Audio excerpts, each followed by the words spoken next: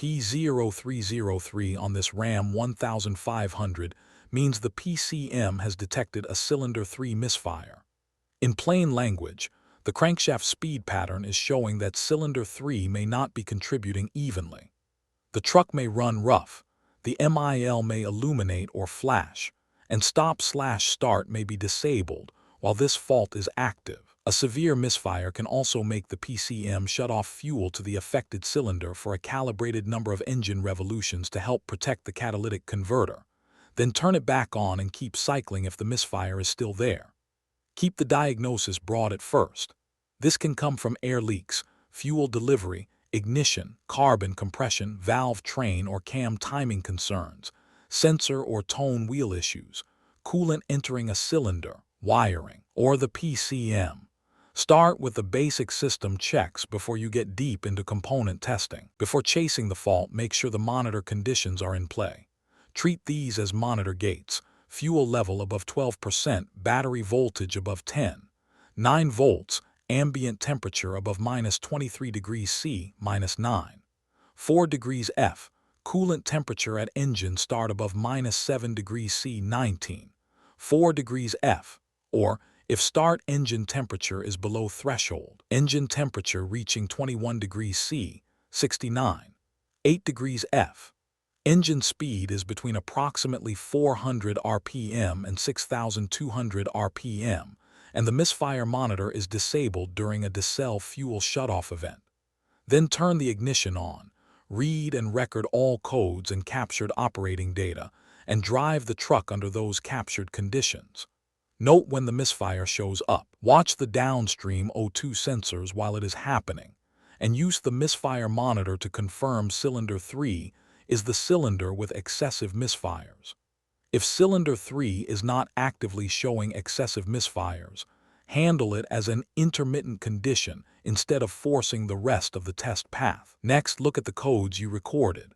If there are active or pending faults in the fuel system, ignition components, air handling, VVT or VVL system, check what those codes mean first because they can explain the misfire. If they are not present, move into a hands-on inspection.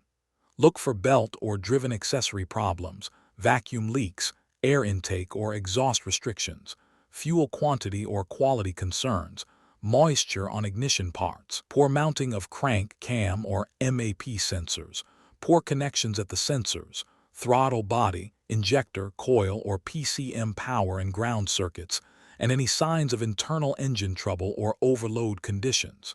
If you find a problem here, fix what you found. Then verify the repair and confirm the code stays gone. If the inspection is clean, continue. Now check the engine and intake manifold for vacuum leaks. If the intake system is leaking, repair the leak and verify the repair. If no leak is found, check fuel quality and supply condition. You are looking for water in the fuel, the wrong fuel type, old or contaminated fuel, and low fuel. Also check the ethanol level in the gasoline using the proper ethanol level check. If the fuel is the problem, replace the fuel and if needed, flush and clean the fuel system, then verify the repair.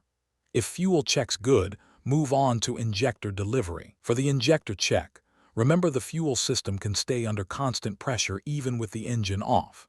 Release fuel pressure before testing or servicing any fuel hose, fitting, or line. Install the fuel pressure decay tester 8978A at the fuel rail. Turn the ignition on. Let fuel pressure reach maximum and stabilize, and record that as the starting pressure. Actuate the cylinder 3 fuel injector with the scan tool while watching the gauge, then record the ending pressure. Repeat the same process on several known good cylinders, always starting each injector actuation at the same starting pressure. After each injector actuation, start the engine to clear fuel from the cylinder, because skipping that can damage the engine. Compare the ending pressures. If cylinder 3 is about the same as the known good cylinders, continue to spark testing. If cylinder 3 stands out, a small pressure drop points you toward debris in the fuel rail or injector, while a large pressure drop points toward a faulty or fouled injector. Repair what the test supports, then verify the repair. If injector delivery is not the standout, remove the fuel pressure tester and reconnect the fuel lines before continuing. Remove the ignition coil from cylinder 3, plug the coil connector back in, unplug the cylinder 3 fuel injector, install a spark tester on the coil, and crank the engine. If there is a crisp blue spark, inspect the plug and the cylinder. If there is not a crisp blue spark, skip ahead to the coil power and control circuit checks. For the plug inspection, look for cracks, carbon tracking, oil fouling, coolant fouling, excess fuel fouling, gap size out of specification, or a loose or broken electrode. Also check for signs of oil or coolant in the cylinder. If one of those plug conditions is present, replace the spark plug. If oil or coolant is in the cylinder, diagnose and repair the cause, then verify the repair. If the plug and cylinder inspection is clean, run a compression test on all cylinders and compare cylinder 3 to the known good cylinders. If compression is not within specification, use a cylinder leak down test to separate a valve train issue from a combustion chamber issue, repair as necessary, and verify the repair. If compression is within specification, continue. With spark present and compression acceptable, move the cylinder 3 spark plug to a known good cylinder, or replace it if access makes swapping impractical. Start the engine and watch the misfire monitor. If the misfire follows the plug, replace that spark plug. If the plug was replaced and the misfire is gone, the repair is complete. Verify it. If the misfire does not move and does not go away, decarbon the engine using Mopar combustion cleaner. Drive the truck and clear the cleaner from the engine. Erase the codes, then drive under the captured conditions and watch the misfire monitor again. If the misfire does not return, the carbon cleaning repaired the fault, and you still verify it afterward. If it does return, check engine oil level and condition, along with oiling and mechanical concerns such as mechanical tolerances out of specification, oil pressure out of specification, low oil level, an incorrect oil filter, dirty or deteriorated oil, contaminated oil, incorrect viscosity, or aerated oil. Repair any oiling or mechanical condition that is found, then verify the repair. If none of those are present, consider the VVL path only when the misfire occurred when engine speed exceeded 5,000 RPM and you suspect VVL. A rocker arm stuck in low lift mode can cause a misfire at or above approximately 5,000 RPM and may not set a VVL system code. Check the VVL solenoid O-rings for missing or damaged seals, and make sure the solenoid is not leaking when off before evaluating rocker arm operation. There is an inconsistent cylinder reference in this VVL detail, so do not guess. Pause, recheck the earlier diagnostic path, and confirm the engine layout and affected hardware before making a VVL repair call. If VVL checks good, visually inspect the camshaft, rocker arms, and springs for excessive wear or broken parts. Repair only what the inspection supports, then verify the repair. If no cam, rocker, or spring issue is found, go to the final harness and PCM connection checks. If the cylinder 3 coil did not produce a crisp blue spark, start at the coil feed. Turn the ignition off, disconnect the ignition coil connector, turn the ignition on, and actuate the ASD relay with the scan tool. Using a 12-volt test light connected to ground, probe the ASD relay, F342, output circuit at the coil connector. If the light does not illuminate brightly, stop scan tool actuations and repair the open or short to ground between the PDC and the coil connector, then verify the repair. If it does illuminate brightly, check coil control. Using a 12-volt test light connected to a 12-volt source, back probe the coil control circuit at the coil connector. Keep clear of the fan, belts, and pulleys while cranking and avoid loose clothing. Crank the engine for 5 seconds and watch the light. If it blinks brightly, replace the ignition coil and verify the repair.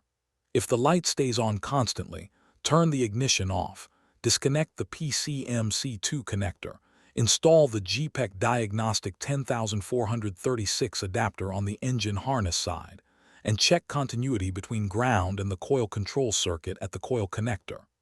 Do not probe the PCM harness connectors directly, because that can damage the terminals.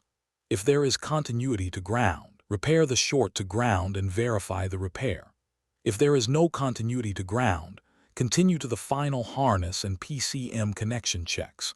If the coil control light stays off constantly, the path moves to checking the coil control circuit for an open by measuring resistance between the ignition coil connector and the GPEC adapter. The adapter setup is not clearly placed on that branch, so pause, recheck the earlier diagnostic path, and avoid guessing before measuring.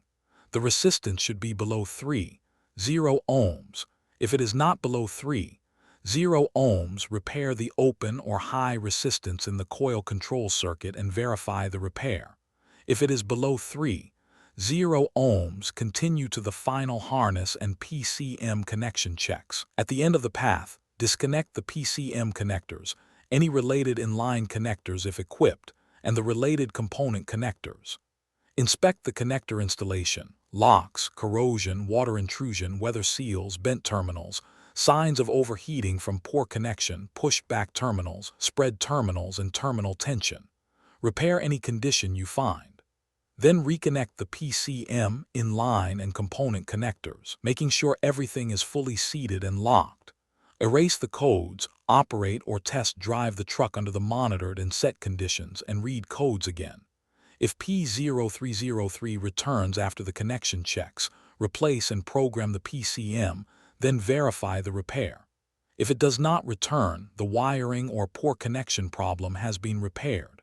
The takeaway is simple.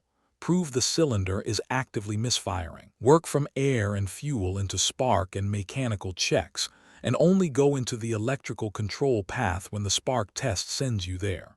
For more diagnostic training, visit stepdiagnostics.com.